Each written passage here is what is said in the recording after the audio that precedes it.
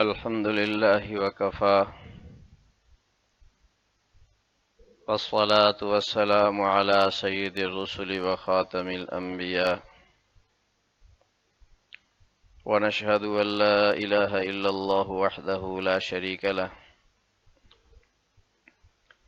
ونشهد أن سيدنا وحبيبنا وشفيعنا ورؤوفنا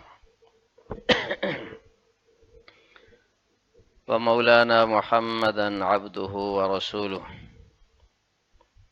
أما بعد، فأعوذ بالله من الشيطان الرجيم. بسم الله الرحمن الرحيم. وأحل الله البيع وحرم الربا. وعن سعيد رضي الله تعالى عنه وعنهم قال: قال رسول الله صلى الله عليه وسلم: التاجر الصدوق الأمين مع النبيين والصديقين والشهداء، أو كما قال رسول الله صلى الله تبارك وتعالى عليه وسلم. رواه الترمذي. رب اشرح لي صدري ويسر لي أمري واحلل عقدة من لساني يفقه قولي. رب زدني علما وارزقنی فہما. رب انی لما انزلت الی من خیر فقیر.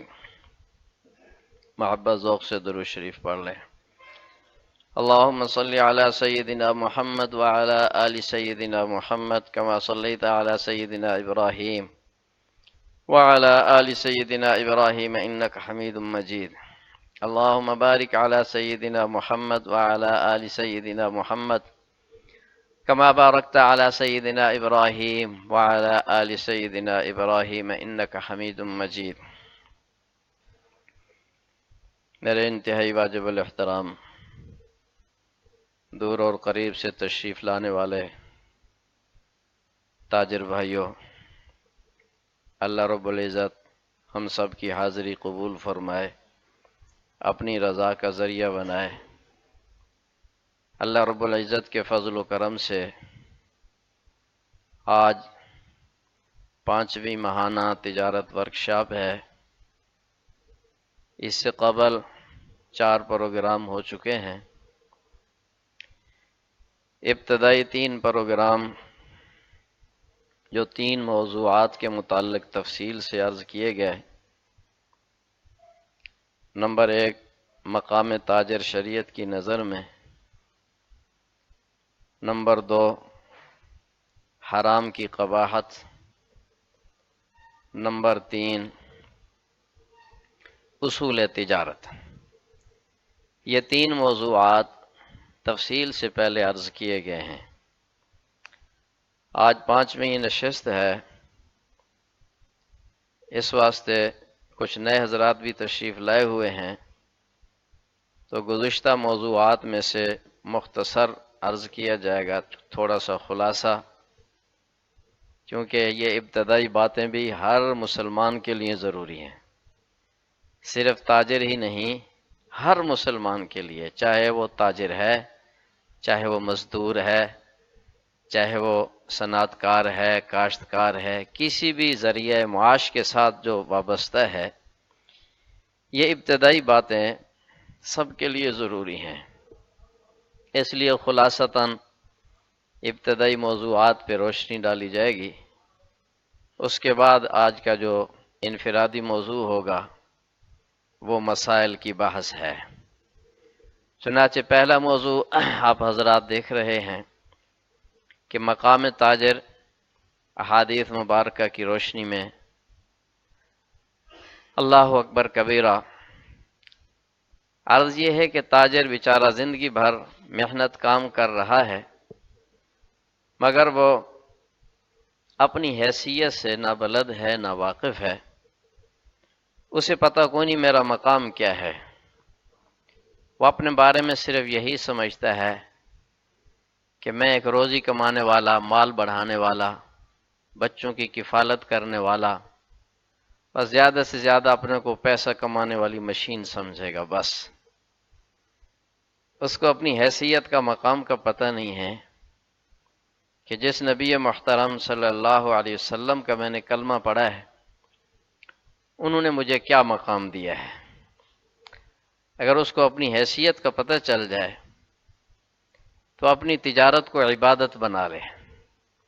آج ایسے لوگ بہت کم ہیں جو اپنی تجارت کو عبادت بناتے ہیں. آپ کے سامنے جو حدیث پاک تلاوت کی ہے، مقام تاجر پر اس سے بڑی کوئی خوش نصیبی نہیں ہوگی. یہ اتنی بڑی سعادتیں اس حدیث پاک میں جمع کی گئی ہیں کہ ہم دین پڑھا رہے ہیں اللہ کے فضل سے، مسجد مدرسے میں رہتے ہیں. ان فضائل کو دیکھ کر ہمارے دل میں بھی خیال آتا ہے کہ یہ فضائل ہمیں بھی ملنا چاہیے. آپ حضرات تو ماشاءاللہ اسی کام سے وابستہ ہیں. حضرت سعید رضی اللہ تعالی عنہ کی روایت ہے، حضور سرور عالم صلی اللہ علیہ وسلم نے ارشاد فرمایا: التاجر الصدوق الامین مع النبیین والصدیقین والشہداء، کہ سچا تاجر جو امانت دار ہے، تجارت کر رہا ہے، امانت داری بھی ہے اور سچائی، یہ دو وصف ایسے ہیں جو تاجر کی صرف آخرت نہیں بناتے، دنیا بھی بناتے ہیں. تاجر کی پریشانی اسی وجہ سے ہوتی ہے کہ اس میں کہیں امانت صداقت میں گڑبڑ ہے، اس کی نحوست پھیلتی ہے، اس کے اثرات کاروبار پہ بھی پڑتے ہیں، گاہکوں پہ پڑتے ہیں، گھر میں پڑتے ہیں، بچوں اولاد پہ پڑتے ہیں. دو وصف بتلا دیے کہ تاجر برادری اگر یہ دو وصف اختیار کر لیتی ہے تو اپنی تجارت کے ذریعے کیا مرتبہ اور مقام حاصل کرتی ہے. قیامت کے دن فرمایا وہ نبیوں کی صف میں ہوں گے، صدیقین کی صف میں ہوں گے اور شہداء کی صف میں. یہ 3 درجے ذکر فرمائے، اور 3 درجے ان کی امانت و صداقت کے معیار کے مطابق ہیں. جس کی اعلیٰ درجے کی امانت صداقت ہوگی وہ نبیوں کی صف میں ہوگا، جس کا کچھ درجہ اس سے کم ہوگا وہ صدیقین کی صف میں، جس کا درجہ اس سے کچھ کم وہ شہداء کی صف میں ہوگا، وہ بھی امین و صدیق. اور یاد رکھو، امانت اور صداقت کا پتہ تنہائی میں چلتا ہے. جب اس پر کوئی مطلع نہ ہو، دیکھنے والا نہ ہو، پکڑا بھی نہیں جائے گا، ایسا صفائی سے کام کر دوں گا کسی کو پتہ بھی نہ چلے گا، اس وقت پتہ چلے گا کہ امین ہے یا صدیق ہے. ایک مضمون میں نے پڑھا، ایک کی دکان تھی، وہ اخبار، رسائل، کتابیں بیچتا تھا. کوئی ساتھی، کوئی شخص لینے کے لیے گیا، وہ رسالہ جو منتھلی رسالہ ہے، کہا کہ یہ 30 روپے کا ہے اور یہ 15 روپے کا ہے. رسالہ ایک ہی مہینے کا ہے، ایک ہی چیز ہے. اس نے پوچھا کہ یہ فرق کیا ہے؟ ایک ہی چیز تو ہے، یہ 30 کا دے رہے ہو، یہ 15 کا دے رہے ہو. کہنے کا بات یہ ہے کہ یہ جو رسالہ ہے نا، اس کا میں نے مطالعہ کر لیا ہے، اس کو میں استعمال کر چکا ہوں. کتاب اور رسالے کا اصل مقصد تو مطالعہ ہی ہے. اس کا جب میں نے مطالعہ کر لیا تو اب یہ نیا نہیں رہا، یہ نیا پڑا ہے، یہ 30 کا ہے، یہ استعمال والا ہے، یہ آپ 15 کا لے جا سکتے ہو، اس سے میں نے نفع اٹھا لیا. آج آپ کتابوں کی دکانوں پہ جائیں، کئی جو دکاندار جب فارغ ہوتا ہے کوئی کتاب اٹھا کے مطالعہ کرتا ہے، خصوصاً جہاں دینی کتابیں ہیں.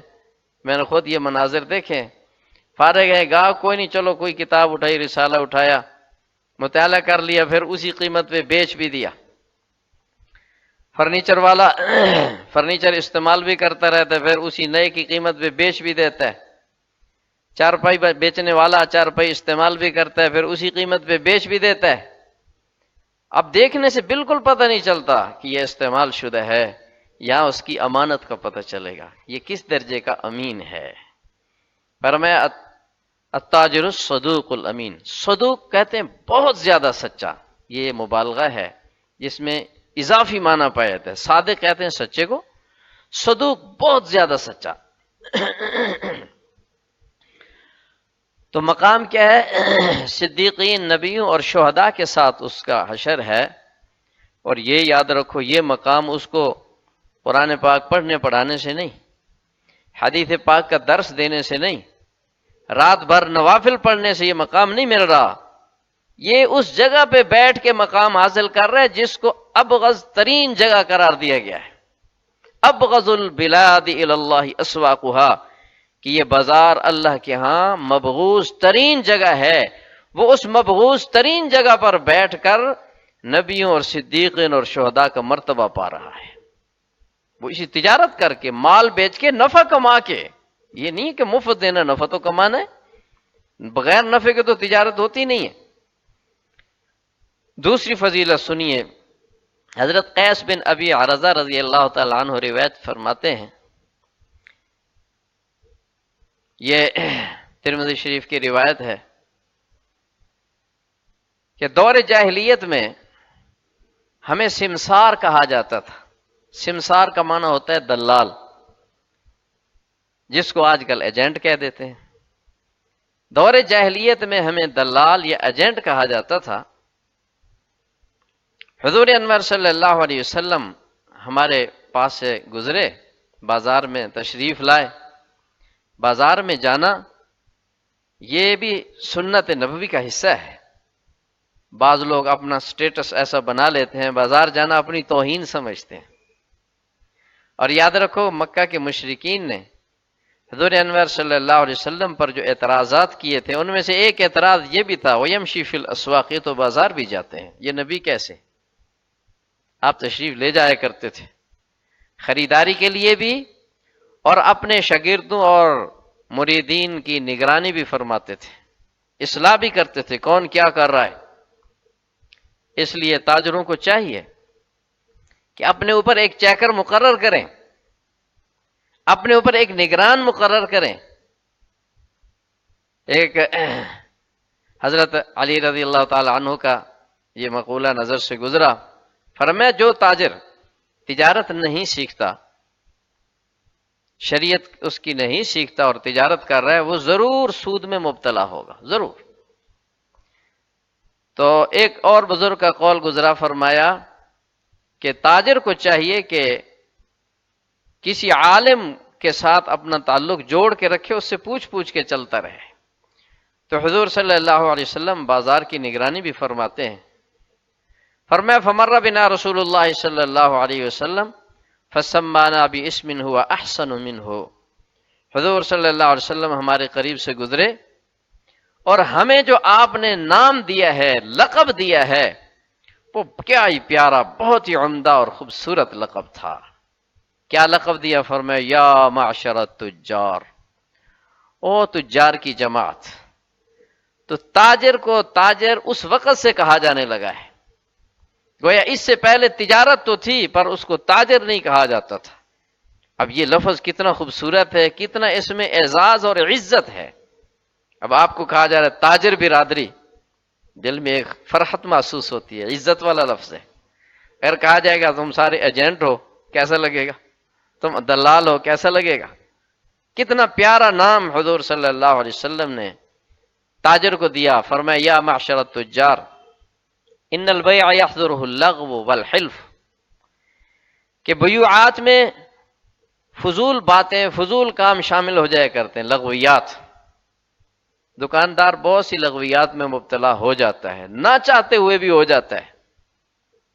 کوئی کس طرح کا بندہ آ گیا، کس کے ساتھ کیسی منہ ماری، کس کے ساتھ باز، کس کے ساتھ کوئی بات۔ فرمایا کہ لغو اس میں شامل ہو جاتا ہے، والحلف، قسم بھی شامل ہو جاتی ہے۔ بسا اوقات اپنی بات پہ یقین دلانے کے لیے اس کو قسم اٹھانی پڑتی ہے۔ فرمایا اس کا ازالہ یہ ہے فشوبوہ بالصدقہ، صدقے کیا کرو، صدقہ چلاتے رہو گے، اس میں آمیزش کرتے رہو گے تو ان گناہوں کی تلافی صدقے کے ذریعے ہوگی۔ اور ایک روایت میں آیا کہ ان الشیطان والاثم یحضرہ، کہ تجارت میں شیطان بھی گھستا ہے اور گناہ بھی شامل ہوتا ہے، اس کا مداوع اور علاج وہ کیا ہے؟ صدقہ۔ اور صدقے کا آسان طریقہ یہ ہے کہ روزانہ کی کمائی سے، روزانہ کی آمدن سے تھوڑی سی رقم علیحدہ، کوئی ایک خانہ بنا لو، ایک تھیلی بنا لو، کوئی ایک حصہ ایسا جہاں تھوڑی سی رقم الگ کرتے رہو اپنی وسعت حیثیت کے مطابق. وہ آپ کی تجارت کا صدقہ بھی ہوگا، آپ کا اپنا سر صدقہ بھی ہوگا، آپ نے بیوی بچوں کا سر صدقہ بھی ہوگا. مثلا گھر کے 5 افراد ہیں، ہر فرد کی طرف سے 5 روپے اگر دے سکتا ہے تو 25 روپے روز نکال دے. 25 نہیں دے سکتا، 2 روپے فرد پہ دے سکتا ہے، 10 روپے تو نکال سکتا ہے. 10 روپے ہی روز نکال دے. حدیث پاک میں آتا ہے روزانہ فرشتہ آسمان پہ آتا ہے جو دعا کرتا ہے، سارا دن اس کی دعا چلتی رہتی ہے، اللہم آت منفقا خلفا، اے اللہ خرچ کرنے والوں کو اور زیادہ عطا فرما، اور زیادہ عطا فرما. اور دوسرا فرشتہ آتے وہ سارا دن بد دعا کرتا ہے، اللہم آت ممسکا تلفا، یا اللہ کنجوس اور بخیل کے مال میں تلف اور ہلاکت پیدا کر دے. اب اگر ہم روزانہ صدقہ کرتے ہیں تو دن بھر اس فرشتے کی دعا میں شامل ہو جاتے ہیں اور بد دعا سے بچ جاتے ہیں، اور اس پہ کوئی بوجھ بھی نہیں آئے گا. جب وہ کچھ رقم زیادہ ہو جائے پھر کسی خیر کے کام میں لگا دی جائے. اس کے بعد اگلا موضوع ہے نیت کیا ہونی چاہیے. تجارت کی نیتیں کیا ہیں؟ دیکھو بھائی، کافر بھی تجارت کرتا ہے، ایک مومن بھی تجارت کرتا ہے.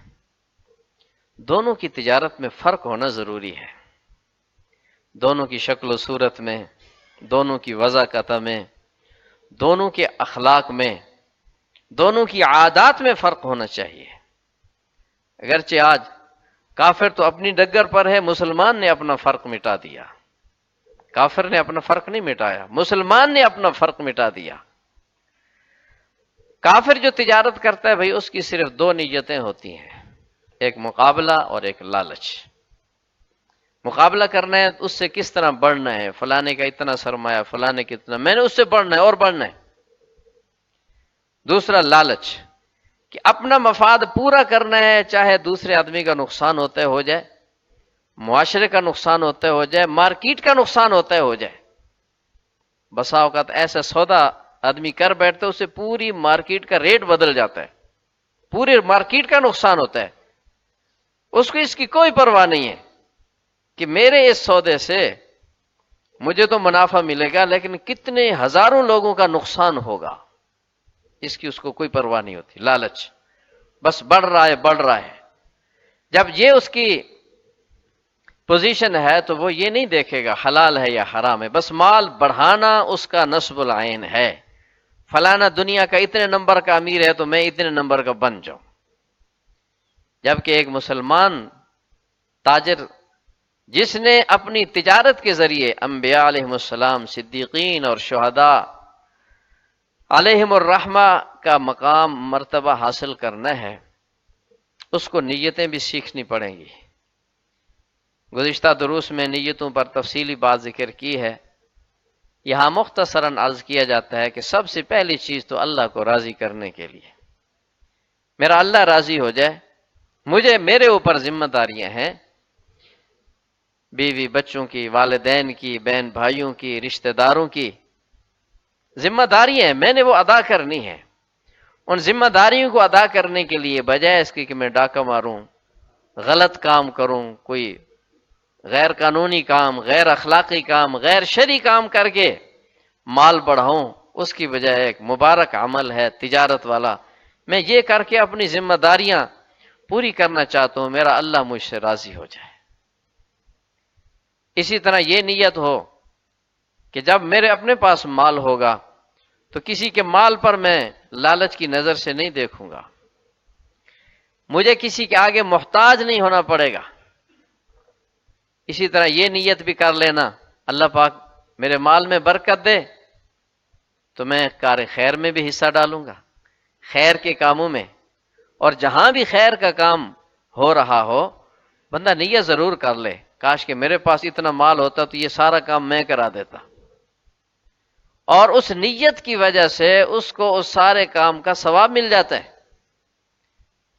مثلا مسجد بن رہی ہے، مدرسہ بن رہا ہے، اس پہ کروڑ روپیہ لگنا ہے، نیت اگر کر لے اللہ میرے پاس کروڑ ہوتا تو میں یہ کام کرا دیتا، تو اس کو کروڑ روپیہ صدقہ کرنے کا ثواب مل جائے گا۔ فرمایا نیت الماری خیر من عملی، آدمی کی جو نیت ہے اس کے عمل سے اعلیٰ ہے، لیکن اس کے لیے بھی ایک چھوٹی سی شرط ہے کہ کروڑ ہے نہیں، ہزار تو ہے، ہزار تو دے سکتا ہے نا، 100 دے سکتا ہے، 50 دے سکتا ہے، جتنا وسعت ہے اتنا شامل کر کے بڑی نیت کرے گا، پھر اس کی نیت معتبر ہوگی، واقعی یہ دینا چاہتا ہے۔ 100 1000 کی 500 کی لاکھ کی وسعت ہے، وہ نہیں دے رہا اور نیت کر رہا ہے میں اس پہ 10 کروڑ لگا دیتا، تو جب 10 کروڑ آئے گا پھر کروڑ اس میں سے نہیں نکال سکے گا۔ جتنے کی توفیق ہے آج اس وہ 5 روپے میں سے 1 روپیہ اگر خرچ کرنے کی عادت ہے، جب 5 لاکھ آ جائیں گے تو اس میں سے لاکھ بھی نکال سکے گا۔ اگر 5 روپے میں سے 1 روپیہ نہیں نکال سکتا تو 5 لاکھ آئے، لاکھ کیا 1000 بھی نہیں نکال سکے گا۔ تو خیر کے کاموں میں مال خرچ کرنے کی نیت، اور اسی طرح یہ نیت کہ اللہ کی نعمتیں آئیں گی اس پر اللہ کا شکر ادا کروں گا۔ یہ صبر اور شکر یہ دونوں جنت کی سیڑھیاں ہیں۔ اللہ سے صبر نہیں مانگنا چاہیے، صبر کا مطلب تو مصائب ہیں، مشکلات ہیں، غربت و افلاس ہے، اتنا آئے تو پھر میں صبر کروں، نہ بھئی ایسا کبھی نہ کرنا۔ اللہ سے عافیت مانگنی چاہیے، اللہ کے سامنے اپنی جرأت نہ دکھاؤ کہ میں صبر کر سکتا ہوں، جی میں برداشت کروں، نہ نہ نہ نہ، کبھی اللہ پاک سے یہ دعا نہیں مانگنی چاہیے۔ لیکن اللہ کی طرف سے کبھی آزمائش آ جائے تو پھر صبر کرے، تو اس پہ ثواب ہے۔ اللہ پاک سے مانگے تو عافیت، خیر مانگے یا اللہ اپنی نعمتیں دے، میں اس پر تیرا شکر ادا کروں، اور جو نعمتیں ملی ہوئی ہیں ان پر بھی شکر کرے۔ یہ نہیں ہے کہ ملی ہوئی نعمتوں کو بھول گیا، جو نعمتیں حاصل نہیں ہیں ان کے پیچھے پاگل ہوا پھرتا ہے اور کہہ رہا ہے کہ میں شکر کروں گا۔ بھئی اس پر تو شکر کرو، جسم کے اندر نعمتیں، بیوی بچے اولاد گھر، یہ صحت، یہ آنکھیں، یہ زبان، یہ کان، بے شمار نعمتیں، غریب سے غریب آدمی بھی کروڑوں اربوں کی نعمتوں سے مالا مال ہے۔ ان نعمتوں کا شکر ادا کر کے پھر مزید کا ارادہ رکھے۔ اسی طرح یہ نیت کرنا کہ تجارت ایک سنت عمل ہے، میرے آقا کریم صلی اللہ علیہ وسلم کی سنت ہے، تو میں تجارت کر کے ایک تو سنت پر بھی عمل کروں گا، اور اس ذریعے سے اسلامی تجارت کی فروغ دینے میں میں معاون بنوں گا۔ میں جب اسلامی تجارت کروں گا دوسرے کو لاؤں گا، تیسرے کو لاؤں گا، اس طرح ایک ایک بندہ جڑتا رہے گا، ماحول بنے گا، تو اسلامی تجارت کو فروغ ملے گا۔ یہ خلاصہ اس میں سے ذکر کر دیا۔ اس کے بعد میرے بھائی تیسرا موضوع ہے حرام کی قباحت۔ حرام کا نام تو آپ نے سنا ہوا ہے، لیکن اس کی تفصیلات کیا ہیں اس کو جاننا بھی بڑا ضروری ہے۔ کسی بندے سے کہو نا بھی تم حرام کھاتے ہو، وہ کہتا ہے نہیں جی میں تو نہیں کھاتا، میں تو بالکل ٹھیک کام کرتا ہوں، حرام نہیں کھاتا۔ اس بیچارے کو پتہ ہی کون نہیں میں حرام کھا رہا ہوں۔ حرام کا علم حاصل کرنا فرض عین ہے، پتہ تو ہو نا کہ یہ حلال ہے یا حرام ہے۔ اس حدیث پاک میں آیا قیامت کے قریب ایسا مال کا نشہ ایسا ہوگا کہ آدمی نہیں سوچے گا کہ میرے پاس جو مال آیا ہے یہ حلال ہے یا حرام ہے۔ ایک مسلمان تاجر کے لیے یہ ضروری ہے کہ اس کی تجارت عین حلال ہو، حرام سے بھی پاک، مکروہات سے بھی پاک، مشتبہات سے بھی پاک۔ اور یاد رکھو بندے کے ایمان کا پتہ اس کے معاملات سے چلتا ہے۔ معاملات کو شریعت نے عبادات سے بھی زیادہ اہمیت دی ہے۔ آپ اس کی تفصیلات کا اندازہ لگائیں، فقہ کی بڑی کتاب فقہ حنفی کی ہدایہ ہے جو مدارس کے نصاب میں شامل ہے، اس کی 4 موٹی موٹی جلدیں ہیں، ان میں سے 3 جلدیں معاملات پر ہیں، 1 جلد عبادات پر ہے۔ اندازہ لگائیں معاملات کی کتنی وسعت ہے۔ اور آپ کو ایک اور دل لگی کی بات بھی سنا دوں، 4 جو فقہ ہیں نا، فقہ حنفی، فقہ مالکی، فقہ شافعی، فقہ حنبلی، یہ چاروں ائمہ اہل سنت والجماعت کے امام ہیں۔ چاروں فقہیں برحق ہیں، چاروں فقہیں برحق ہیں، لیکن معاملات کے بارے میں جو وسعت فقہ حنفی میں ہے وہ کسی فقہ میں نہیں ہے۔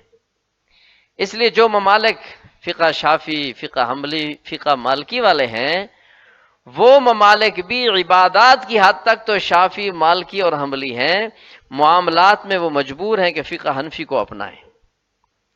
پچھلے دنوں میں ایک انٹرویو پڑھ رہا تھا سعودیہ کا، بلکہ پوری دنیا کا سب سے بڑا جو اسلامی بینک ہے الراجی بینک، اس کے جو شریعہ بورڈ کے جو چیف تھے ان کا انٹرویو آیا ہوا تھا۔ وہ خود حالانکہ حنفی نہیں ہے، خود غالباً حنبلی ہیں، ان کا خود اعتراف ہے، انہوں نے یہ بات وضاحت سے کہی ہے کہ جو وسعت فقہ حنفی کے اندر پائی جاتی ہے، عوام کی سہولت کا لحاظ رکھا گیا ہے، ان کی ضروریات اور تقاضوں کا لحاظ رکھا گیا ہے، اور وہ عین قرآن و حدیث سے ہی لیے ہوئے مسائل ہوتے ہیں۔ نظر کی بات ہے نا، جو نظر کی گہرائی امام اعظم ابو حنیفہ رحمۃ اللہ علیہ کو اللہ پاک نے عطا فرمائی ہے، وہ پھر کسی اور کے حصے میں نہیں آئی۔ ان کے خود استاد ہیں، انہوں نے خود اس بات کا اعتراف کیا، استاد خود، کہ ہم تو جو حدیث کے استاد ہیں، فرمایا ہم تو دوا فروش ہیں، تم دوا فروش بھی ہو اور ڈاکٹر بھی ہو، جو مسائل جہاں تک تمہاری نظر پہنچتی ہے ہم وہاں تک نہیں پہنچ سکتے۔ استاد شاگرد کے بارے میں اعتراف فرما رہے ہیں۔ اور امام شافعی رحمۃ اللہ علیہ فرماتے ہیں کہ ساری خلقت فقہ میں امام ابو حنیفہ کی اولاد ہے، الخلق عیال ابی حنیفہ فی الفقہ۔ تو فقہ حنفی میں یہ وسعت ہے کہ معاملات، اسی طرح عدالتی نظام ہے، حکومتی نظام ہے، سیاست ہے، ٹریفک قوانین ہیں، تجارت ہے، مزدوری کے، زراعت کے، جتنے یہ قوانین، سب سے زیادہ وسعت فقہ حنفی میں ہے۔ اگرچہ بعض باتیں دیگر فقہ میں ایسی ہیں جو ہمارے پاس نہیں ہیں، انفرادی چیزیں تو ہوتی ہیں ضرور، وہ بھی برحق فقہ ہیں۔ تو معاملات کی وسعت کا اندازہ لگائیے، تو ایک مسلمان تاجر کی اپنی اسلامی شناخت کے لیے صرف مسجد سے تعلق کافی نہیں ہے بھائی۔ کتنے لوگ ایسے ہیں 5 وقت کے نمازی ہیں، ماتھے پہ محراب بھی ہے، کاروبار میں ڈنڈی لگاتے ہیں، لوگوں کا مارکیٹ میں اس اپنا اعتماد وہ کھو چکے ہیں۔ ایسا بندہ تجارت کر کے اسلام کو بدنام کرنے کا ذریعہ بنا ہوا ہے، دین اور دین والوں کی بدنامی کا ذریعہ ہے۔ مسلمان کے معاملات تو اتنے خوبصورت ہیں جو شریعت نے ہمیں دیے ہیں، میں پورے وثوق سے کہتا ہوں، حلفیہ کہتا ہوں، اس پر میں 10 بار بھی قسمیں اٹھاؤں تو مجھے کوئی اس میں تردد نہیں ہے کہ اگر کسی معاشرے میں، کسی دنیا کے ایک خطے میں اسلامی معاملات اور اسلامی معاشرت قائم ہو جائے تو کافروں کو اسلام کی دعوت دینے کی ضرورت ہی نہیں ہے، وہ دیکھ دیکھ کے مسلمان ہو جائیں۔ آپ اس بات سے شاید مطلع ہیں یا نہیں کہ حضرات صحابہ کرام علیہم الرضوان نے جو اسلام پھیلایا ہے، یہ پوری دنیا میں اسلام پھیلا ہے، اسپین میں، یورپ میں، افریقہ میں، افغانستان تک، یہ تقریروں کے ذریعے انہوں نے اسلام نہیں پھیلایا۔ تقریریں ان حضرات کو آتی کو نہیں تھی۔ بہت سے علاقے ایسے ہیں جہاں جنگیں بھی نہیں ہوئی ہیں اور علاقوں کے علاقے مسلمان ہو گئے، جنگ بھی نہیں ہوئی۔ وہ کیسے مسلمان ہوئے؟ انہوں نے جا کے وہاں تجارت کی ہے، صحابہ کرام کی تجارت کو دیکھ کر لوگ ان کلمے پڑھے ہیں، اور آج ہم ہیں کہ ہماری تجارت کو دیکھ کر لوگ اسلام سے متنفر ہو رہے ہیں۔ آج اس پر میڈ ان پاکستان لگ جائے وہ چیز باہر جا نہیں سکتی۔ پچھلے دنوں میں ایک پوسٹ پڑھ رہا تھا کہ ہمارا جو پولٹری صنعت ہے، ہماری پولٹری بیرون ملک نہیں جا سکتی، ہماری یہ مرغی بیرون یورپ میں نہیں جا سکتی، انہوں نے پابندی لگائی ہے کہ تمہاری جو خوراک ہے وہ صحت کے اصولوں کے مطابق نہیں ہے، میڈ ان پاکستان چیز باہر نہیں جا سکتی۔ پاکستان سب سے اچھا چاول دنیا میں پاکستان کا ہے، لیکن بعض ممالک میں ہمارے ملک کا چاول انڈیا کی سٹیمپ کے ذریعے جا رہا ہے، ہم اپنی سٹیمپ کے ذریعے چاول نہیں باہر بھیج سکتے کہ اپنا اعتماد کھو چکے ہیں۔ اللہ اکبر کبیرہ۔ تو صرف بھائی مسجد سے تعلق اس شناخت کے لیے، اسلامی شناخت کے لیے کافی نہیں ہیں۔ ہم اپنی تجارت کو خوبصورت بنائیں۔ حرام کے سلسلے میں بہت سی احادیث ذخیرہ احادیث میں موجود ہیں۔ حضرت نعمان بن بشیر رضی اللہ تعالی عنہم روایت فرماتے ہیں، بخاری و مسلم کی روایت ہے، حضور انور صلی اللہ علیہ وسلم نے ارشاد فرمایا، الحلال بین والحرام بین وبینہا مشتبہات، حلال بھی واضح ہے، حرام بھی واضح ہے، ان کے درمیان مشتبہات ہیں۔ ومن وقع شبہات وقع فی الحرام، جو شبہات میں پڑ گیا وہ حرام میں پڑ گیا، جہاں شک پڑ گیا نا اس سے پیچھے ہو جاؤ بس۔ حضرت جابر رضی اللہ تعالی عنہ کی روایت ہے، حضور صلی اللہ علیہ وسلم نے ارشاد فرمایا، لا يدخل الجنت لحم نبت من السحت، کہ وہ گوشت جو حرام سے پلا ہوا ہے وہ جنت میں داخل نہیں ہوگا۔ وَكُلُّ لَحْمٍ نَبَتَ مِنَ السُّحْتِ كَانَتِ النَّارُ أَوْلَىٰ بِهِ، جو گوشت حرام سے پلا ہوا ہے وہ جہنم میں جلنے کے زیادہ لائق ہے۔ میرے بھائیو، آج ہم دنیا کی آگ سے کتنا ڈرتے ہیں، کتنا خوف رکھتے ہیں، جہنم کی آگ سے ڈرنے کی وہ اندر سے کیفیات ہی ختم ہو گئی۔ یہ بات آج کل میرے دروس میں کثرت سے اللہ کی طرف سے زبان پہ آ رہی ہے، قوم کو یہ بات بتلائی جائے، چلو آ بھی گئی ہے، ہمارے دلوں سے جنت کا شوق بھی ختم ہو گیا ہے، جہنم کا ڈر بھی ختم ہو گیا ہے۔ یہ بات ایسے ہے کہ نہیں؟ صحابہ کرام کی زندگیاں پڑھو، جنت کے شوق میں وہ کتنے بڑے سے بڑے فیصلے کر گزرتے تھے، بڑے سے بڑے فیصلے کر گزرتے تھے، جان تک کھیل جاتے تھے جنت کے شوق میں، جہنم کے ڈر سے بڑے سے بڑے دنیا کے نقصانات برداشت کر لیتے تھے جہنم کے ڈر سے۔ آج ہمارے دل میں نہ تو وہ جنت کا شوق ہے نہ جہنم کا خوف ہے۔ اور بڑی واضح بات ہے، تنہائی میں بیٹھ کے سوچیں کہ ہمیں دنیا کی یہ رنگینیوں کی طرف رغبت زیادہ ہے یا جنت کی طرف رغبت زیادہ ہے؟ دنیا میں ہم زیادہ عرصہ جینا چاہتے ہیں یا جنت کے لیے تیار بیٹھے ہیں؟ خود ضمیر بتلائے گا کہ میرے اندر کس چیز کا شوق زیادہ ہے۔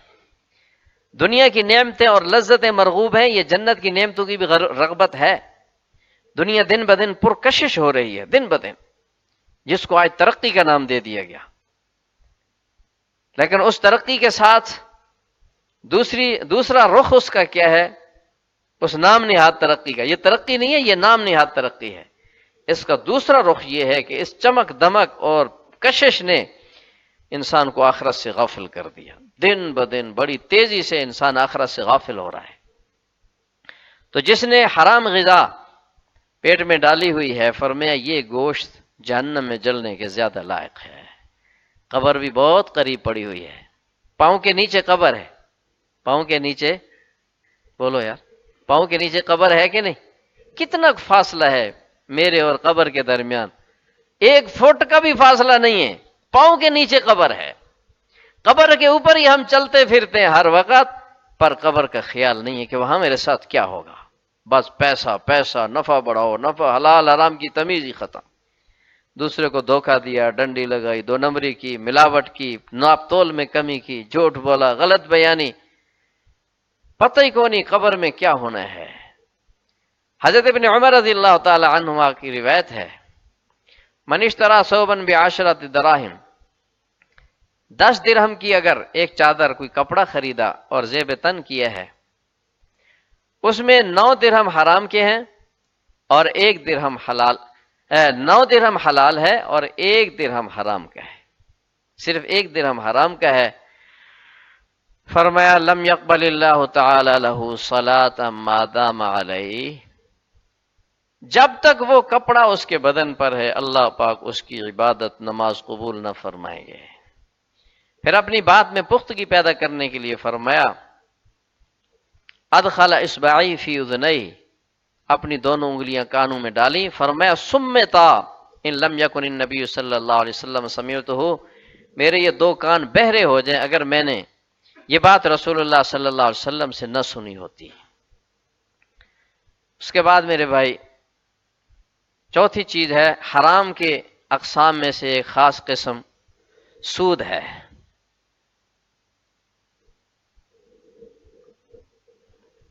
سود کی قباحت بھی بڑی خوفناک ہے بھائی۔ حضرت عبداللہ ابن حنظلہ رضی اللہ تعالیٰ عنہ غسیل ملائکہ روایت فرماتے ہیں، مسند احمد کی روایت ہے، فرمایا درہم ربا یأکلہ الرجل وهو یعلم اشد من 36 زنیہ، سود کا ایک درہم جان بوجھ کر جو استعمال کرتا ہے وہ 36 زنا سے بھی زیادہ سخت حیثیت رکھتا ہے اللہ کی نظر میں۔ ہمارے ہاں تو زنا بری چیز ہے، زانی اس طرح عام جس کے بارے میں پتہ ہو وہ اس طرح عام معاشرے میں چلتے پھرتے ہوئے اس کے لیے مسائل ہیں، لیکن سود خور کو تو پروٹوکول مل رہا ہے، ایک درہم کا گناہ 36 زنا کے برابر۔ اور اگلی بات اس سے بھی بڑی خوفناک، حضرت ابو ہریرہ رضی اللہ عنہ کی روایت ہے مشکاۃ شریف میں، حضور انور صلی اللہ علیہ وسلم نے ارشاد فرمایا الربا 70 جزءا، ربا کے 70 قباحتیں ہیں، ربا کی سود کی 70 قباحتیں ہیں، 70 خرابیاں ہیں، ایسرھا ان ينکح الرجل امہ، ان میں سب سے جو ہلکے درجے کی خرابی ہے وہ یہ ہے جیسے کوئی اپنی ماں کے ساتھ بدکاری کرے۔ گویا ہر سود خور اپنی ماں کے ساتھ بدکاری کرنے کا مرتکب ہے۔ فرمایا یہ تو سب سے ہلکی ہے، 69 قباحتیں اس سے بھی زیادہ ہیں، وہ کتنی ہوں گی اللہ پناہ میں رکھے۔ سود سے بچنے کی بھائی بہت کوشش کریں۔ بہت سا طبقہ ایسا جو نماز بھی پڑھتے ہیں، حج بھی کر چکے ہیں، اپنا پیسہ قومی بچت سکیم میں رکھا ہوا ہے، بینک میں ہے، ڈاکخانے میں ہے، منتھلی سود کھا رہے ہیں اور نعوذ باللہ اس پہ اللہ کا شکر بھی ادا کرتے ہیں۔ حرام مال پر شکر ادا کرنا بھی کفر کا خطرہ ہے، یاد رکھو۔ حرام مال استعمال کر کے اللہ کا شکر یا اعظم من فضل ربی، یہ خطرہ ہے کہ اس کا ایمان جاتا رہے گا۔ یہ اتنی بڑی خرابی ہے۔ حرام مال سے صدقہ بھی حرام ہے، حرام مال سے قربانی دینا، زکوٰۃ دینا، یہ سب کچھ حرام ہے۔ حرام مال سے صدقہ ایسا ہے جیسے آپ کا بہت ہی بہترین مہربان کوئی بڑی شخصیت، سیاسی لیڈر، کوئی وزیر آپ کے یہاں مہمان ہو، آپ خوبصورت کانچ کا گلاس ہے اور اس میں پیشاب ڈال کے اس کو پینے کے لیے دے دیں، کیا وہ راضی ہوگا؟ کیوں بھائی؟ کتنا اس کو غصہ آئے گا۔ حرام مال سے صدقہ کرنے والا اس سے بھی زیادہ اللہ کے ہاں مجرم ہے۔ حرام مال والے پر نہ زکوٰۃ فرض ہے، نہ قربانی فرض ہے، نہ حج فرض ہے، کوئی چیز اس پر لازم ہی نہیں ہے کہ وہ تو حرام ہے۔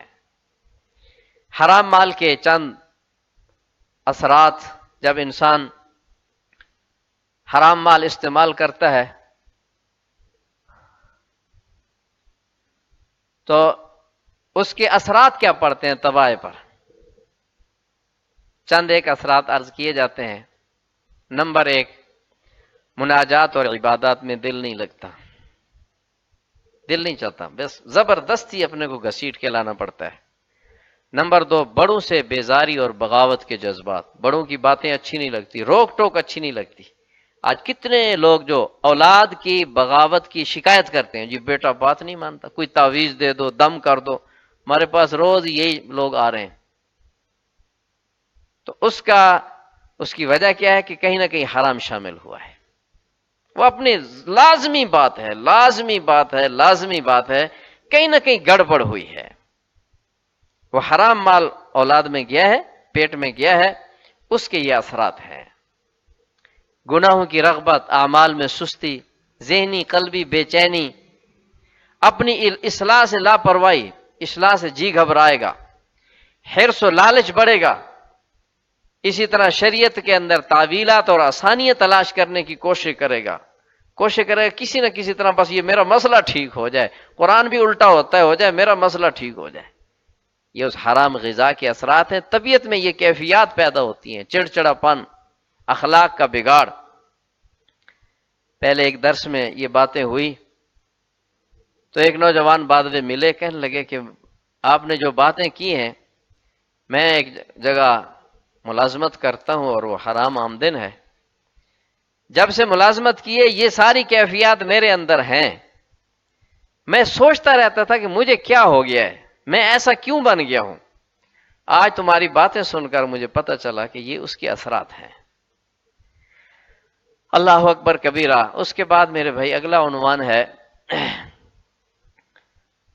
اصول تجارت۔ عمومی طور پہ تو اصول تجارت یہی ہیں کہ بس چیز لینی کیسے ہے اور بیچنی کیسے ہے، دوسرے کو بے وقوف بنا کے سودا کیسے نکالنا ہے۔ عمومی ماحول تو یہ ہے، اسی کو ہم اپنی چالاکی سمجھتے ہیں۔ فروٹ والا، سبزی والا گندی سبزی شاپر میں ڈال کے ڈبل گیرے لگا کے گاہک کو دے دیتا ہے، شام کو نوٹ گنتا ہے، بڑا خوش ہے، جی میں نے سارا مال نکال دیا۔ یہ نہیں پتا کہ میں قبر پر چل رہا ہوں، قبر نے ابھی منہ کھولا تو دڑم جا کے قبر کے پیٹ میں چلا جاؤں گا، پھر وہ مجھ سے پوچھے گی کہ تو کیا کر کے آیا۔ اصول تجارت بھی شریعت سے سیکھنے چاہیے۔ تفصیل ہے، تقریباً 20-25 اصول پہلے بیان ہو چکے ہیں، چند ایک یہاں ذکر کیے جاتے ہیں وقت کے اختصار کے پیش نظر۔ پہلا قانون اور ضابطہ تو آپ کے سامنے آ چکا کہ یہ اصول بنا لیں کہ میں نے حرام نہیں کمانا، بس یہ دل کی تختی پر لکھ لیں، حرام نہیں آئے، سارا نقصان ہوتا ہے ہو جائے، دکان جاتی ہے چلی جائے، غریب ہو جاؤں، روٹی مجھے نہ ملے پر حرام نہیں کھانا۔ کیا خیال ہے، ارادہ کرتے ہیں کہ نہیں؟ کچھ ارادے بھی کر کے جائیں، حرام بھی نہیں لینا، مشتبہ نہیں لینا، نقصان ہوتا ہے ہو جائے کوئی پرواہ نہیں۔ یہ جرات کر کے تو دیکھو اللہ پاک کیسے دیتا ہے۔ اللہ پاک ایسی جگہ سے رزق عطا فرمائیں گے انسان کا وہم و گمان بھی نہیں ہوگا۔ مجھے نظر آ رہا ہے کہ میں نے اس جگہ سے رزق لینا ہے، اس سے میں نے اتنا کمانا ہے، حرام ہے، دھوکہ ہے، جیسا کیسا کر کے یہ لینا ہے، یہ نہ لیا تو میں آج میری سیل نہیں ہوگی، میرا یہ نقصان ہوگا۔ ہم اس چیز کو، اس شخص کو اپنا روزی رساں سمجھ رہے ہیں، حالانکہ روزی رساں تو اللہ تعالیٰ ہے۔ جب اگر ہم سوچ لیں کہ اس سے اگر میں نہیں لوں گا مجھے اللہ کہیں سے دے دے گا، اللہ نے دینا ہے، تو انشاءاللہ دل کو تسلی آ جائے گی، حرام چھوڑنے کی قوت پیدا ہو جائے گی۔ جب یہ سوچیں گے کہ روزی تو مجھے اللہ نے دینی ہے، اس نے نہیں دینی، خیر اس سے اگر مجھے نہ مل سکا اتنا نفع تو کوئی بات نہیں، کہیں اور سے آ جائے گی، اللہ پاک کہیں اور سے اسباب پیدا فرما دیں، من حیث لا یحتسب، جہاں سے وہم و گمان بھی نہیں ہوگا۔ تو پہلا تو یہی ہے بھائی کہ حلال کمانا ہے، حرام نہیں۔ دوسرا یہ ہے کہ جب یہ ارادہ کر لیا تو اس کے لیے علم بھی چاہیے، یہ کا پروگرام اسی مقصد کے لیے رکھا ہے، اس میں پابندی سے تشریف لائیں اور دوستوں کو اس کی دعوت چلائیں۔ کتنا تاجر، ہزاروں تاجر آپ کے چکوال میں ہیں، ہر ایک تک یہ بات پہنچے۔ تیسرا اصول یہ ہے کہ محنت کرنے والے بھی تاجر بہت کم ہیں۔ عام طور پہ تاجر کا نظریہ یہ ہے میری دکان چل رہی ہے، میرے گھر کا نظام چل رہا ہے، بس ٹھیک ہے، وہ اسی پہ مطمئن ہوتا ہے، اس بیچارے کی سوچ اوپر جاتی کو نہیں ہے۔ حالانکہ کئی تاجر ہیں ان کا، وہ بھی تاجر تجارت کر رہے ہیں، اس کے ساتھ اس نے سرمایہ لگایا ہے، اس کا کاروبار ایک جگہ سے 2 جگہ 3 جگہ، شہروں سے ملکوں تک پہنچ جاتا ہے، اور یہ بیچارہ اسی پہ بڑا مطمئن بیٹھا ہے، جب تھوڑا سا سودا خالی ہو گیا تو تھوڑا سا اور ڈلوا لیا، بس گزارا چل رہا ہے، اسی پہ بیچارہ شکر ادا کر رہا ہے۔ اچھی بات ہے، شکر ادا کرنا چاہیے، بڑھنے کی سوچ نہیں ہے۔ کہتے ہیں مولوی ترقی میں رکاوٹ ہے، مولوی تو آپ کو ترقی کے اصول بتلا رہا ہے، ترقی کی راہیں بتا رہا ہے، ترقی کی ترغیب دے رہا ہے کہ ترقی کی سوچ ہونی چاہیے، جو جس سطح پر ہے اپنی سطح کو بڑھائے کہ میں اس میں کیا اور کر سکتا ہوں، ایسے لوگوں سے مشورہ کرے، استخارہ کرے، مشورہ کرے، میں اس میں کتنا اور اس میں کیا چیز اور ملا سکتا ہوں۔ ترقی کا مقصد اس کو مال کا حرص نہیں کہتے، ترقی کا مطلب یہ ہے کہ میرا کام بڑھے گا، نیت یہ ہو جب کام بڑھے گا تو اور لوگ مجھے ملازم رکھنے پڑیں گے، 2 3 4 بندے مجھے رکھنے پڑیں گے، تو میری وجہ سے ان کو روزگار مل جائے گا، اپنے پیارے وطن سے بے روزگاری ختم کرنے میں میں معاون بن جاؤں۔ اب کتنے لوگ ہیں ان کے بڑے بڑے، اب یہ آپ کا ڈیوارسن ہے، یہ بچت مال ہے، یہ ان کے بڑے بڑے شاپنگ سینٹر ہیں پورے ملک میں، تو اب اس میں سینکڑوں ملازم کام کر رہے ہیں۔ اب یہ لوگ اگر اس نیت سے اس کام کو بڑھائیں کہ ہماری وجہ سے کتنے لوگوں کو روزگار ملے گا، تو یہ کام کا بڑھانا بھی عبادت ہوگا۔ تو یہ اہم اصول ہے کہ سستی دور کرنی ہے، وقت کی پابندی، کہ ہر کام وقت پر جب ہوگا پھر سستی نہیں ہوگی، اس کو بڑھانا، اس کے لیے مشورے کرنا، اپنے دماغ کو سوچنا۔ اللہ نے آپ حضرات کو بڑی صلاحیتیں دی ہیں، پر اکثر لوگ اپنے دماغ کو استعمال نہیں کرتے، اور جب آدمی چل پڑتا ہے نا، سوچنا شروع کرتا ہے، اللہ پاک اس کے لیے راہیں کھولتے ہیں۔ اللہ اکبر کبیرات۔ اور پانچواں اصول یہ ہے کہ اپنے ہاتھ کے کام سے بھی بندہ عیب نہ سمجھے۔ بعض صرف سیٹ پہ بیٹھے ہیں، نوکر کو یہ کر دو، وہ کر دو، وہ کر دو، ہاتھ سے کوئی چیز اٹھا کے دینا یا بوری کو آگے کر دینا، پیچھے کر دینا، اپنی شان کے خلاف سمجھتے ہیں۔ نہ بھائی، فرمایا الکاسب حبیب اللہ، جو اپنے ہاتھ سے کماتے ہیں وہ اللہ کا حبیب بن جاتا ہے۔ کبھی اپنا کام خود بھی کر لیا جائے حبیب اللہ بننے کے لیے، میں اللہ کا حبیب بن جاؤں۔ اللہ اکبر کبیرہ۔ اور اسی طرح ایک اہم اصول یہ ہے اپنے رویوں کو نرم رکھنا۔ بخاری شریف کی روایت ہے، حضور انور صلی اللہ علیہ وسلم نے ارشاد فرمایا، رحم اللہ رجلا سمحا اذا باع واذا اشترى واذا اقتضى۔ اللہ پاک اس پہ رحم کرے جو اپنے رویے کو نرم رکھتا ہے، جب چیز بیچتا ہے، جب خریدتا ہے، اور جب کسی سے پیسے وصول کرتا ہے۔ نرم رویے سے، امانت داری سے آپ دیکھیں کس طرح آپ کی تجارت میں اضافہ ہوتا ہے۔ اور آخری چیز عرض کر دیں امانت داری کے بارے میں، ایک روایت کہ دو شریک ہیں، جب تک وہ امانت داری پر رہتے ہیں اللہ فرماتے ہیں ان میں تیسرا میں ہوتا ہوں، تیسرا میں ہوتا ہوں، تو برکت آئے گی کہ نہیں آئے گی؟ اور جب ان میں سے کوئی ایک خیانت کرے گا تو فرمایا پھر میں وہاں سے نکل جاتا ہوں، شیطان ان میں آ جاتا ہے۔ تو جو آپس میں پارٹنر ہے وہ دوسرا بھائی ہے یا نہیں ہے، دونوں نے اکٹھے تو بیٹھنا نہیں ہے، وقت طے کیا ہوا ہے۔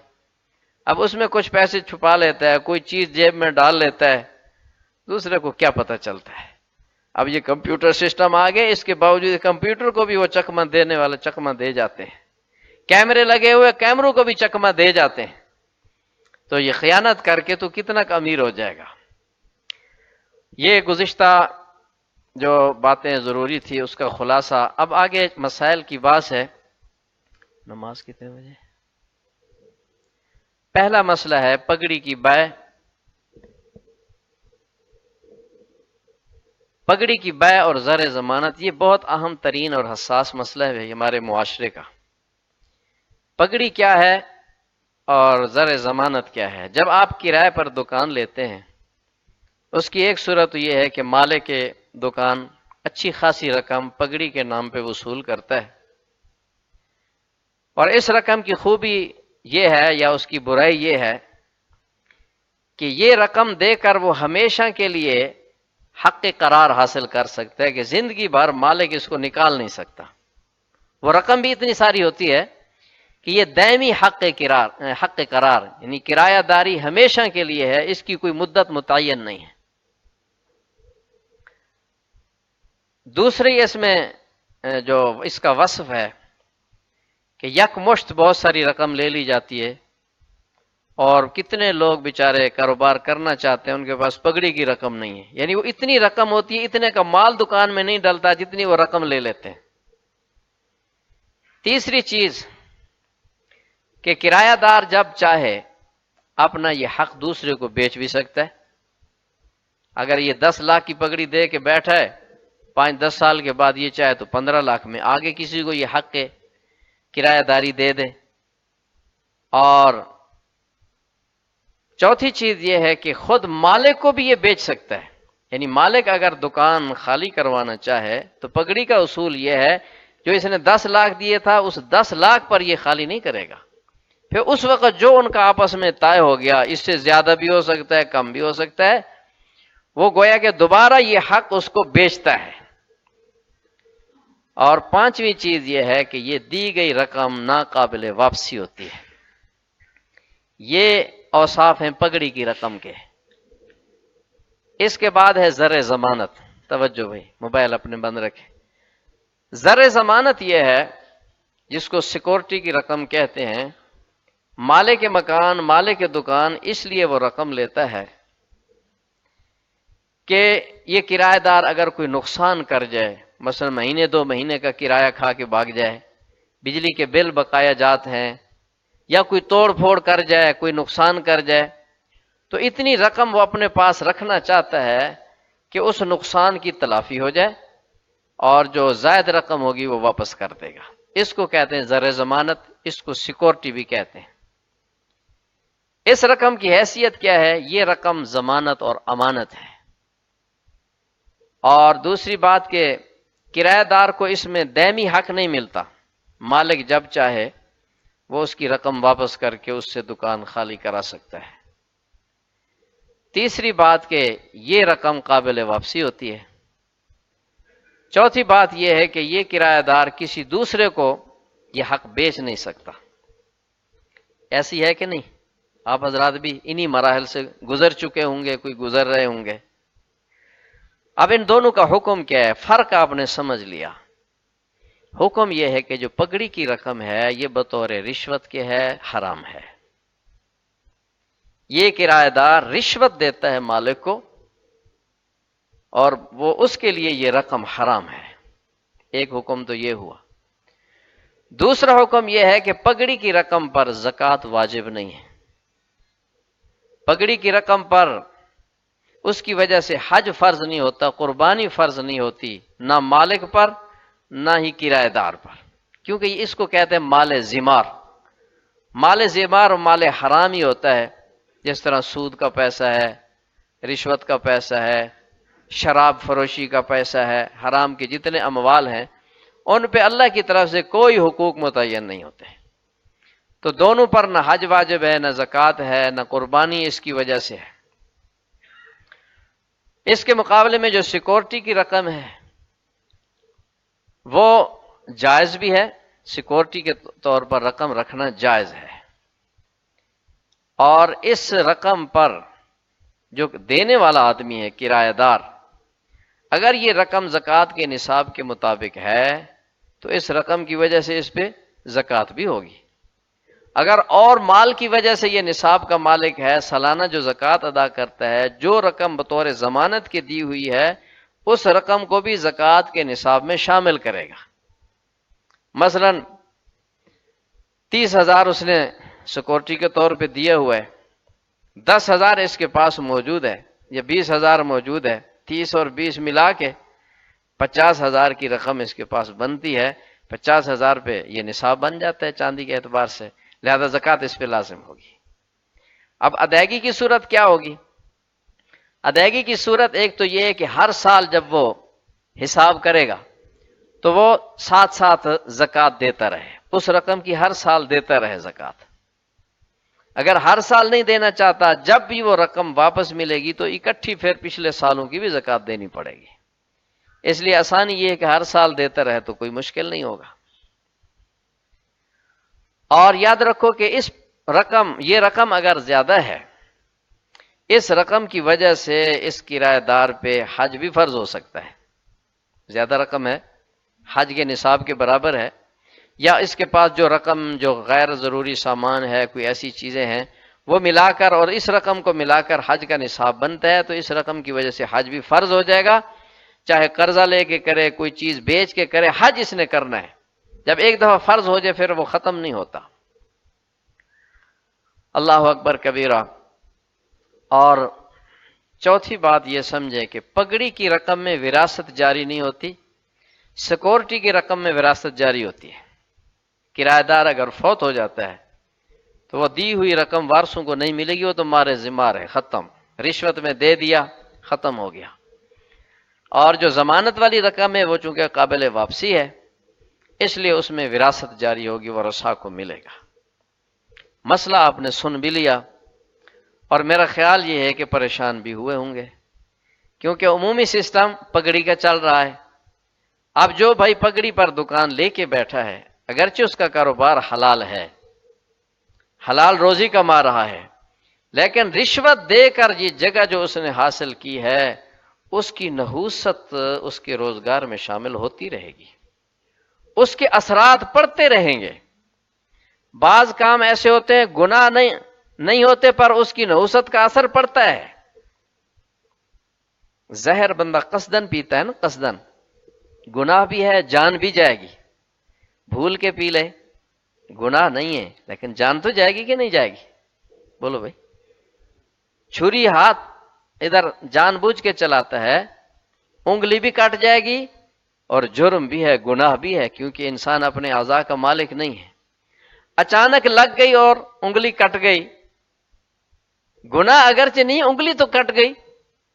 اسی طرح میرے بھائی کہ کاروبار تو آپ کا جائز ہے، لیکن جو اس کی نحوست آ رہی ہے نا، اس کے اثرات روحانیت پہ پڑیں گے، اخلاق پہ پڑیں گے، اولاد پہ اثرات پڑیں گے۔ اب آپ سوچ رہے ہوں گے بھی چنگے آئے ہیں، پھنس گئے ہیں تو اس لیے تو مولوی کے پاس نہیں جاتے کہ پھر عمل کرنا پڑے گا۔ بعض اللہ کے بندے دینی پروگرام میں اس لیے نہیں آتے، وہ بھی پھر عمل کرنا پڑے گا۔ تو اس کا حل بھی عرض کرتا ہوں، ہے تھوڑی سی محنت طلب۔ پہلے بات تو یہ نا، اپنے دل میں ایک ارادہ کر لیں کہ میں نے حلال کمانا ہے، اس مسئلے کو حل کرنا ہے، اس کو اپنی ٹینشن سمجھیں۔ جب تک اپنی ٹینشن نہیں سمجھیں گے، حل کی طرف توجہ نہیں جائے گی۔ اس کا حل یہی ہے کہ اس مالک کو بھی ان پروگراموں میں شریک کریں، وہ بھی آخر مسلمان ہے، کلمہ گو ہے، اس کو بھی دین کی سمجھ آئے گی۔ جب مالک کو بھی دین سمجھ آ جائے گا اور کرایہ دار کو بھی دین سمجھ آ جائے گا، مسئلہ حل ہو جائے گا۔ ایک بھائی ہیں، شاید آج آئے ہوئے بھی ہوں، انہوں نے مجھے خود بتلایا کہ میں نے دکان دی ہوئی تھی، پگڑی پر دی ہے، 3 لاکھ روپیہ اس سے لیا۔ پھر میں نے مسئلہ پوچھا، مجھ سے بھی اس نے پوچھا، کسی اور سے بھی پوچھا، کہتے دوسرے دن میں اس کے پاس گیا ہوں، میں نے وہ رقم اس کو واپس کی ہے۔ وہ نہیں لینا چاہتا تھا، کہتے نہیں جی میں نہیں لیتا، پھر آپ مجھے اٹھا دیں گے۔ میں نے کہا یار ایسی بات نہیں ہے، آپ ہمارے بھائی ہو، کاروبار کرو، تسلی رکھو، پگڑی حرام جو ہے میں کیسے لے لوں؟ اب مالک کو جب بات سمجھ آ گئی تو مسئلہ آسان ہو گیا کہ نہیں؟ یہ حل بھی آپ کو عرض کیا جا رہا ہے۔ اس لیے بار بار کہا جاتا ہے کہ جو نیا طبقہ ہے، جو مساجد میں جڑنے والا نہیں ہے، ان کو آپ ان پروگراموں میں لائیں، وہ آپ کا کام ہے۔ ہماری آپ تک رسائی ہے، آپ کی ان تک رسائی ہے۔ جب پورے ماحول کو آپ جوڑیں گے تو انشاءاللہ آسان ہوگا۔ ماحول میں رہ کے کام کرنا بڑا آسان ہے۔ جب تک آپ کی پوری مارکیٹ کا ماحول اسلامی نہیں بنتا، آپ کے لیے مشکلات ہوں گے۔ جب آپ اس کو ٹینشن سمجھے گا، یار چھوڑو کہ نہ چکرانچ پہ گیا، تو پھر میرے بھائی آگے کی جو ٹینشن ہے وہ بڑی خوفناک ہے۔ اگر قبر کی ٹینشن کو ہم سوچ لیں، حشر کی ٹینشن کو سوچ لیں، تو پھر یہ پریشانیاں کوئی بھی حیثیت نہیں رکھتی۔ اللہ اکبر کبیرہ۔ دوسرا مسئلہ ہے وراثت کا مال اور مشترکہ کاروبار۔ پہلے تو یہ سمجھیں بھائی، جب بندہ فوت ہوتا ہے، اس کی تجہیز و تکفین کے بعد، تدفین کے بعد ہم اور چکروں میں پڑ جاتے ہیں۔ فلاں نہ کرو تو اتنی چیزیں پکاؤ، فلاں کرو، فلاں کرو۔ اللہ کی پناہ، آج غریب کے لیے مرنا بھی مشکل ہو گیا۔ غریب آدمی بیچارہ قرضے لے کے قوم کا جہنم بھرنے کے لیے، کتنے دکھیا واقعات میرے سامنے ہیں، وقت نہیں ہے کہ سناؤں۔ سب سے پہلا جو حکم شریعت کا لاگو ہوتا ہے کہ میت کے قرضے اتارو اور فوراً اس کی وراثت تقسیم کرو۔ ہوتا یہ ہے کہ وراثت تقسیم ہوتی نہیں ہے، نسل در نسل وہ اشتراک چلتا رہتا ہے۔ پھر جب کہیں اختلاف ہوتا ہے، جھگڑا پڑتا ہے، پھر بھاگتے ہیں مسائل پوچھنے کے لیے، جی اب ہم کیا کریں؟ یا کوئی اللہ کا بندہ تبلیغی جماعت میں چلا گیا، کسی اللہ والے کے پاس چلا گیا، دین کی سمجھ، جماعت میں بھی جایا کرو، بہت کچھ سمجھ آئے گا۔ ہم سے حقیقت بتلا رہا ہوں، تجارت کے دیگر مسائل صرف وہی پوچھتے ہیں جن کا کچھ وقت لگتا ہے، ورنہ ہم تو پوچھتے ہی کوئی نہیں۔ طلاقوں کے سوا کوئی مسئلہ نہیں پوچھتا، یا اس وقت پوچھیں گے جب آپس میں لڑائی ہو جائے گی۔ اللہ اکبر کبیرہ۔ تو کوئی جماعت میں چلا گیا، پھر خیال آتا ہے، یہ بہت بڑا نقصان ہے، نسل در نسل میراث تقسیم نہ کر کے ہم اپنی اولادوں کو حرام کھلاتے رہتے ہیں۔ بہرحال صورت واقعہ یہ ہے، باپ فوت ہو گیا، اس مشترکہ مال سے 2 بھائیوں نے، 3 بھائیوں نے کاروبار کیا، وہ کاروبار بڑھتا رہا، بڑھتا رہا، بڑھ گیا، بہنوں کو حصہ دیا نہیں تھا، دوسرے بھائی کا، تیسرے کا، چوتھے کا حصہ نہیں تھا، کاروبار بڑھ گیا۔ اب مطالبہ ہو گیا کئی عرصے بعد، 5 سال 10 سال کے بعد، کہ اب وراثت تقسیم کرنی ہے۔ تو اس میں کاروبار والی وراثت بھی ہے، جائیداد اور زمین والی وراثت بھی ہے، تقسیم کیسے ہوگی؟ اب جس نے کاروبار پہ محنت کی ہے، اس کی سوچ یہ ہے کہ محنت چونکہ میں نے کی ہے، کمایا میں نے ہے، ان کا تو حصہ نہیں ہے. اس وقت میں نے 3 لاکھ روپیہ لیا تھا، 5 لاکھ لیا تھا، بس اسی 5 لاکھ کو ہم تقسیم کرتے ہیں، یہ تو میری محنت ہے. دیگر جو ورثاء ہوتے ہیں وہ کہتے ہیں جی سرمایہ مشترکہ لگا ہے تو ہمیں بھی حصہ ملنا چاہیے. یہ ہو رہا ہے کہ نہیں ہو رہا؟ یہ جھگڑے ہو رہے ہیں. تو اس بارے میں سمجھو کہ تقسیم کی صورت یہ ہوگی کہ جتنا کاروبار اس نے کیا ہے وہ سب کے اندر دیگر ورثاء بھی اپنے مال کے حصے کے اعتبار سے شریک ہیں، اپنے مال کے حصے کے اعتبار سے شریک ہیں. یوں سمجھو اس نے مشترکہ سرمایہ لگایا ہے، خود اس نے محنت کی ہے، باقیوں کی محنت نہیں ہے، اس کی محنت کا بھی حساب لگایا جائے گا اور باقی آمدن کو اس کل سرمایہ پر تقسیم کر کے حصہ رسد ہر ایک کو حصہ ملے گا. ایسا نہیں ہے کہ یہ اکیلا لے جائے. اسی طرح ایک صورت یہ ہوتی ہے کہ اس وقت گھر کی مکان کی جو ویلیو تھی فرض کرو 10 لاکھ روپیہ تھی، تقسیم نہیں ہوا، 10 سال بعد وہ مکان تقسیم ہونا ہے. اب وہ حصوں میں تو تقسیم ہو نہیں سکتا، اس کو کہتے ہیں تقسیم بالقیمہ، قیمت لگائی جائے گی. آج اس کی قیمت 20 لاکھ ہو چکی ہے. جس کا مکان پہ قبضہ ہے، جس کا مکان پہ قبضہ ہے وہ یہ چاہتا ہے کہ اس وقت 10 لاکھ لگوایا تھا، قیمت تھی، تو میں 10 لاکھ تقسیم کر دوں. نہیں بھی نہیں، آج تقسیم کر رہے ہو تو آج کی موجودہ قیمت لگا کر یہ تقسیم کرنا ہوگا. تو شرعی قانون پوچھ کے علماء سے معلومات لے کر پھر یہ تقسیم کریں گے. اور یہی بات ہر وقت مد نظر ہو کہ میں نے اپنے آپ کو بھی، اپنی اولاد کو، بیوی بچوں کو، اگلی نسل کو حرام سے بچانا ہے. ابھی جتنے بھی بگاڑ پیدا ہو رہے ہیں حضرت، یہ تو آج ہم تقریباً کافی عرصہ بعد میں بیٹھے ہیں نا. حضرت لاہوری رحمۃ اللہ علیہ کا زمانہ آج سے غالباً 50 سال پہلے کا، کیوں کیسے 50 سال پہلے کا ہے. حضرت امام احمد علی لاہوری رحمۃ اللہ علیہ اس وقت انہوں نے یہ فرمایا تھا کہ لوگوں کے دین سے دوری کے جو اسباب ہیں اس میں 80% حرام مال کا دخل ہے.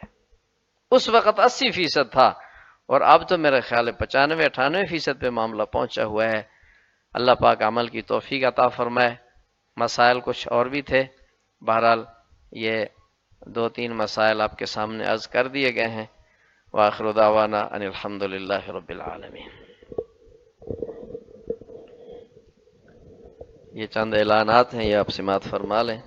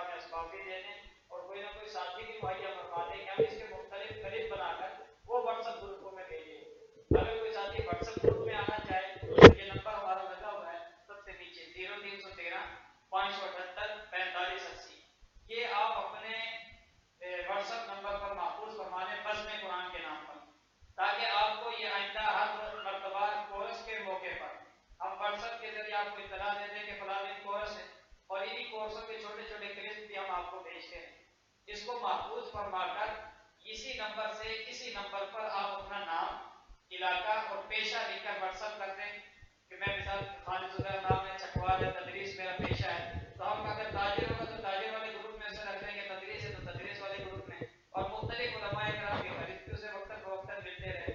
اکثر ساتھیوں کے نمبر ہیں، اور باہر بھی ایک ساتھی موجود ہے، اس کے پاس فائدہ موجود ہے، آپ اس پر بھی اپنا نمبر لکھوا سکتے ہیں کہ یہ میرا واٹس ایپ نمبر ہے، یہ میرا نام ہے، تاکہ ہم آپ کو وقتاً فوقتاً اس کے بارے میں آگاہی دیتے ہیں۔ اور آخری عرض یہ ہے کہ اس مرتبہ مفتی محمد سلمان عابد صاحب اور میں دونوں حضرات ہم گئے تھے مختلف مارکیٹوں میں، بعض ساتھیوں نے ہمارے ساتھ تعاون کیا، اللہ انہیں جزائے خیر دے، ہمارے ساتھ گئے گشتوں پر۔ ہماری کوشش یہ ہے کہ ہم جب تک چل کر نہیں جائیں گے، دین کیونکہ ہماری زندگیوں سے مٹ چکا ہے، ہم نام کے مسلمان رہ گئے، دین ہماری زندگیوں سے بالکل ختم ہو چکا ہے، ہم نام کے مسلمان ہیں، زندگی میں ہمارے آئے گا کیسے، ہمیں چلنا پڑے گا۔ نبی صلی اللہ علیہ وسلم ایک قدم چل چل کے لوگوں کے پاس جاتے تھے، صحابہ کرام چل کر جاتے تھے۔ اگر میں اور آپ چاہتے ہیں کہ یہ فریضہ، یہ نبی صلی اللہ علیہ وسلم کی سنت ہمیں دوبارہ زندہ ہو جائے، تو مجھے اور آپ کو چل کر لوگوں تک جانا ہوگا۔ تو اس کے لیے ہمارے ساتھ تعاون کرنے کو کون تیار ہے؟ آرا بازار ہے، چھپڑ بازار ہے، سبزی منڈی ہے، سرافہ بازار ہمارا چکر نہیں لگا، کوئی ہمارا جانے والا نہیں۔ اب وہ سرافہ بازار سے کوئی ساتھی بھی یہاں پر نہیں تشریف لائے، تو اتنے اور بھی کئی بازار ہیں جن میں سے ساتھی تشریف نہیں لائے، تو آپ سے گزارش ہے کہ آپ اس معاملے پہ ہمارے ساتھ تعاون کریں۔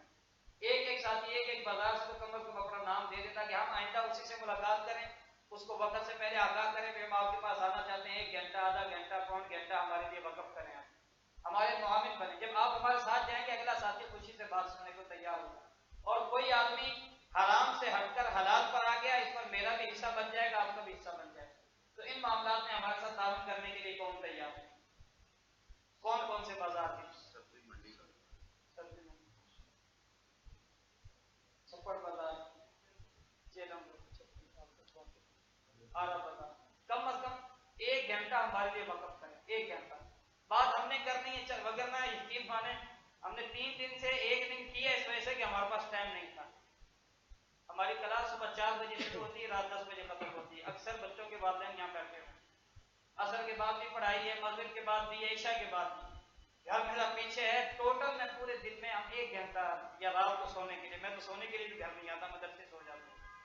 استاد جی رات کو صرف سونے کے لیے گھر جاتے ہیں، اور سردی میں آنا جانا، یہ صرف آپ کی فکر ہے کہ آپ حضرات، آپ کی آخرت بہتر ہو جائے، اور امت میں ایک سنت مٹی ہوئی، یہ سنت رواج پا جائے۔ تو اس کے لیے تاجر ہمارے ساتھ تیاری کی کوشش فرمائیں گے، تعاون فرمائیں گے، اور آئندہ کیونکہ ہمارا جامع رشید والوں کے ساتھ مشورہ چل رہا ہے، ان حضرات کا بڑے لیول پر، پوری دنیاوی انٹرنیشنل لیول پر ان کا کام چل رہا ہے، اور تجارت کے موضوع پر ہم چاہتے ہیں کہ ہم اس طرح چند نشستیں لگانے کے بعد ایک نہ ایک دن کی نشست ان کو بلوا کر لگائیں، جن میں مشہور کاروباری آ جائے، وہ اپنے تجربات سے ہمیں آگاہ کریں، ہمارا جس طرح صاحب نے فرمایا کہ ہم کاروبار بڑھانے کی فکر کریں، ترقی، ہم ترقی کے مخالف نہیں ہیں، لیکن اس ترقی کے مخالف ہے جو سنت کے خلاف ہو، شریعت کے خلاف ہو، اس ترقی کے تو ہم حامی ہیں جو شریعت اور سنت کے دائرے میں، ہمارا کاروبار بڑھے گا، کئیوں کا روزگار چلے گا، ہمارے صدقہ زکات زیادہ ہوں گے، لوگوں کے گھروں میں چولہے چلیں گے، کئی بچیوں کی شادیاں ہوں گی، تو یہ ہم نظام جب چلائیں گے، نیکی کی طرف آئیں گے، تو ہمیں اللہ تبارک و تعالیٰ رزق بھی واپس نصیب فرمائے گا، اور حلال نصیب کرے گا، اور دوسروں کے لیے بھی ہمیں ذریعہ بنا دے گا۔ تو تمام ساتھی اس کے لیے تیار ہیں؟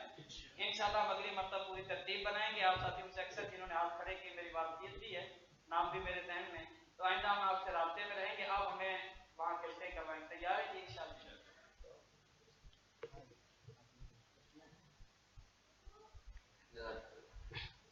بات تو یہاں پہ اللہ نے سن لی ہے، اور خالد زبیر صاحب بھی آپ دیکھ رہے ہیں، ہم اس میں مزید تبدیلی لا رہے ہیں کہ مولانا خالد زبیر صاحب اور ہمارے بھائی ابو بکر صاحب نے ان حضرات کی محنت اور اس پہ اچھا خاصا سرمایہ بھی لگایا، اور کسی سے ہم نے چندہ بھی نہیں کیا، اپنی جو بزرگ اوقات میں سے